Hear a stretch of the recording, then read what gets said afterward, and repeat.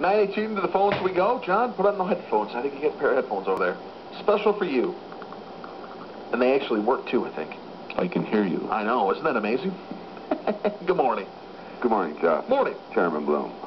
Mr. Bloom mentioned the water and sewer was going to be run out to Millrace Crossing. I want to know when that was decided and who decided it, because the county doesn't decide such things. I also want to know when you had meetings with the Water and Sewer Commission, because I'd like to see meeting minutes of that. And another thing I want to know, if there's any guarantee that Trimrite's going to be here any amount of time. I noticed that they've been in existence since 1980, and they're on their third spot right now, and that's not a good track record. Thank you. Sure.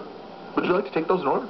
Again, he said 5 things, so if I can't remember all 5 at once. Water and sewer. I think the first was water and sewer. Mm-hmm. We've had meetings with the mayor, and we've had meetings with the Water and Sewer Commission, I guess her name, Director Alice Ortman.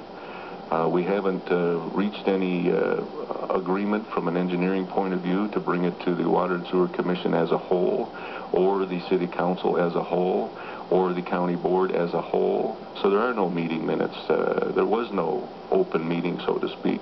This is a technical meeting between two heads of 2 government units and the technical people that support their decision-making process. So that's the point at which that one is sitting.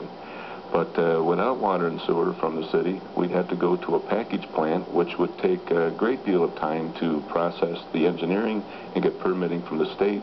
So we are looking at this as a better alternative, because in the agreement with the state of Illinois that enabled this legislation, we need to agree that this property will be eventually, when contiguous and next to the city of Freeport. Therefore, we should have consideration for not only city of Freeport utilities, but city of Freeport building codes, etc. Refresh my memory, Jeff, on the maybe did Trimrite, third location since 80.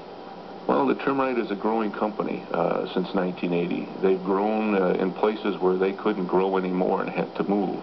Now they're looking at this third location to consolidate all 3 entities, all 3 efforts that they've had at these 3 different locations into one.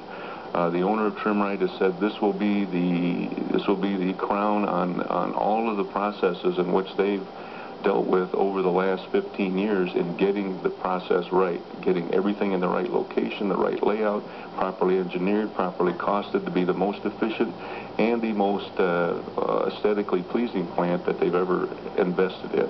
So we're looking forward to working it out with Trimrite and having that $30 million to $35 million processing plant built here in Stevenson County, if we can work out all the details to the satisfaction of not only the city and the county board, but the citizens in Stevenson County.